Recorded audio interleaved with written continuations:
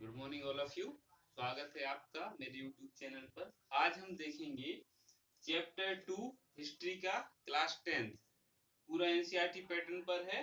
तो उसमें जो सबसे पहला हमारा टॉपिक आता है, जो चैप्टर का नाम ही है भारत में राष्ट्रवाद। तो भारत में राष्ट्रवाद किस प्रकार से प्रभावित हुआ है, किस प्रकार उसका उदय हुआ, तो वो उसका सीधा सीधा संबंध है जो यूरोप में राष्ट्रवाद का उदय हुआ था। यूरोप में फ्रांस में जो क्रांति हुई, ठीक है, और रूस में हुई, तो ये सारा जो यूरोप में जितनी भी ये सब एक्टिविटी हुई, उनसे ही भारत पर प्रभाव पड़ा कि यूरोप में हुए राष्ट्रवाद का प्रभाव। अब उसके साथ साथ क्या हुआ था, नए प्रतीकों और चिन्हों के साथ नई विचारधारा। ये क्या है, ये हमने देखा जो यूरोप में जब क्रांति हुई, तो फ्रांस में हुई, अलग अलग देशों में हुई, उनमें क्या था कि सब जगह पर कुछ प्रतीक बनाए गए। जैसे कि तीर था, जंजीरें, टूटी हुई जंजीरें, उसका मतलब था कि गुलामी को तोड़ना। और साथ साथ कुछ मूर्तियों को एक आकार, एक रूप दिया गया। जैसे कि जर्मेनिया की मूर्ति थी और फ्रांस में। तो इसी तरह से भारत में भी उन प्रतीकों को स्थापित किया गया। जैसे भारत माँ की जो जो मूर्ति, जो चित्र था, वो एक विचारधारा थी कि किस प्रकार से। तो पहले जो बनाई गई थी उसमें वो हाथ बाली लिए हैं, गेहूं की बाली, कमल लिए हैं, चार हाथ दिखाए गए थे। तो इस तरह से ये प्रतीक बनाए गए। और साथ साथ जैसे चरखा भी देख लीजिए कि चरखा था, वो एक प्रतीक था कि अपना खुद का जो उत्पादन करना है। नई विचारधारा, तो कई नई विचारधारा, इसमें क्या हुआ, क्रांतिकारी विचारधाराएं भी थी और कुछ अलग विचारधाराएं भी थी जो कि गांधी जी से संबंधित हैं, कि जो अहिंसा के रूप में हुई। तो इस तरह से इनका प्रभाव पड़ा। अब हम देखते औपनिवेशिक शासकों के खिलाफ संघर्ष के दौरान एकता।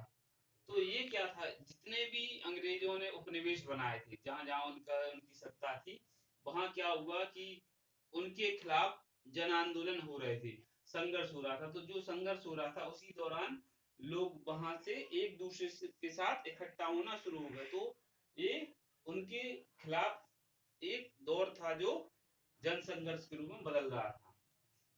और भारत में क्या होगा इसका देखिए, असहयोग आंदोलन और सविनय अवज्ञा आंदोलन। तो इन आंदोलनों का भी बहुत बड़ा प्रभाव पड़ा, क्योंकि 1920 के दशक में हम देखें, उसके पहले जो हमने पढ़ा था 1920 के बाद जो बदलाव हुए, उसमें इन आंदोलनों की बहुत अहम भूमिका रही। इसके मतलब तो हम समझते हैं, असहयोग की सहयोग ना करना। तो इस तरह से हम देखें।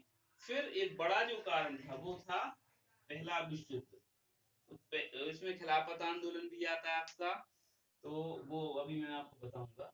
तो इसमें क्या था, राजनीतिक और आर्थिक बदलाव होने लगे। क्यों हुए, क्योंकि जब युद्ध हुआ, युद्ध के बाद समीकरण बदलने लगे, जब देशों पर आर्थिक बदलाव हुआ, क्योंकि आर्थिक स्थिति खराब हो रही थी, रक्षा व्यय में भारी इजाफा। युद्ध के जो खर्चे थे उसकी भरपाई के लिए क्या हो रहा था, कर्जे लिए गए, युद्ध के नाम पर कर्जे लिए गए और करों में अधिक वृद्धि लगाई गई।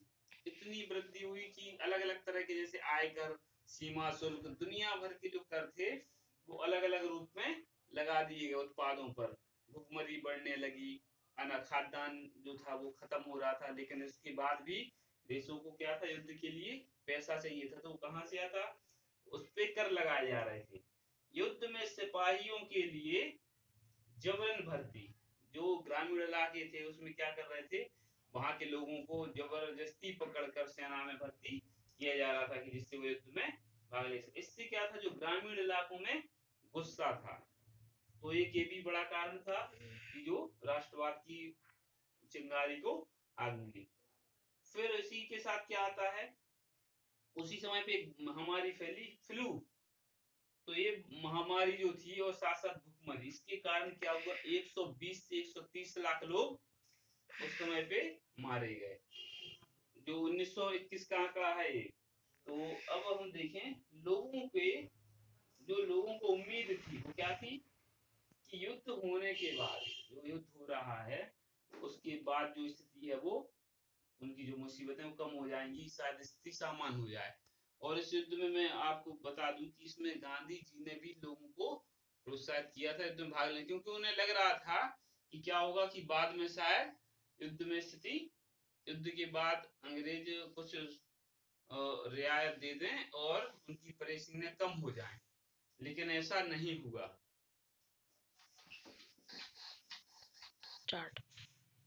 तो अभी इसमें हम देखेंगे, अभी एक और जो आया है सत्याग्रह का विचार। वो क्या था कि सत्याग्रह जैसे सत्य के द्वारा आग्रह करना, उसका ये मतलब होता है कि एक अहिंसा के द्वारा, ये मान लीजिए कि अपने विचारधारा को बढ़ाना, तो उसमें जो भूमिका रही वो किसकी, अब यहाँ पे स्टार्ट होता है गांधी जी से। तो महात्मा गांधी जो थे वो 1915 में भारत लौटे। भारत लौटे कहाँ से लौटे, दक्षिण अफ्रीका से। जो दक्षिण अफ्रीका था,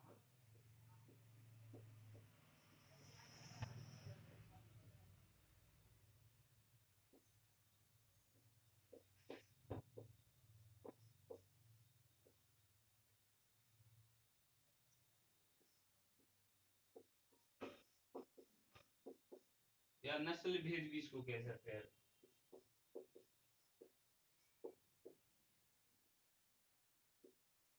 यहाँ पर क्या था देखें कि जो गांधी जी 1915 में भारत लौटे, तो उसके पहले वो दक्षिण अफ्रीका में रहे। जो रंगभेद नीति थी, जो नस्ल भेद थी, उसके खिलाफ उन्होंने लड़ाई लड़ी। तो वहां भी काफी लोग गांधी जी को मानते हैं, जानते हैं।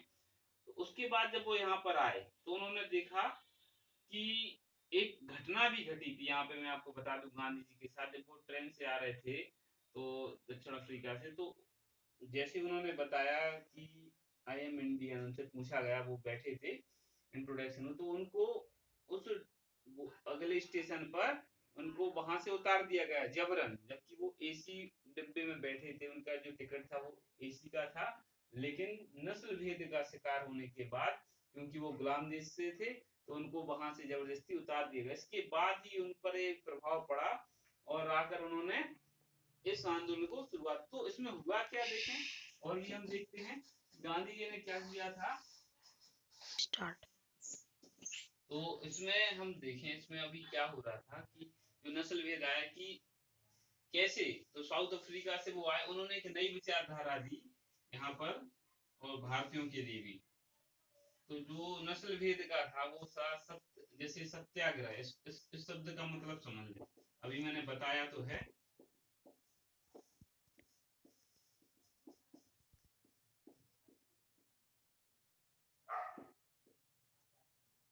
इसका संबंध अहिंसा से कैसे, वो देखने, सत्य के द्वारा किया गया आग्रह, यानी सत्य की खोज के द्वारा जो भी अपने विचारों को रखना, बिना किसी को नुकसान पहुंचाए, बिना किसी को हानि पहुंचाए अपनी बात को रखना, और उसके द्वारा वो मानते थे कि अगर हम ऐसा करते हैं तो हमें किसी भी तरह की हिंसा करने की जरूरत नहीं है।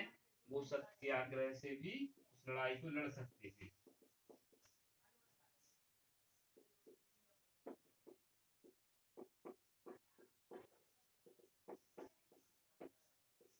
मतलब सत्य के द्वारा आग्रह करना, तो ये एक गांधी जी ने एक नई विचारधारा यहाँ के लोगों में जगाई।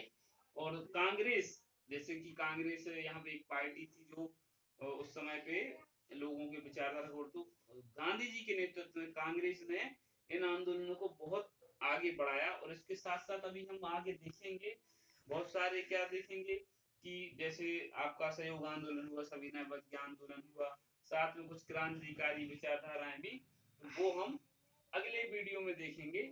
अभी आप इसको ध्यान से इस वीडियो को देखेंगे और इससे क्वेश्चन समझेंगे।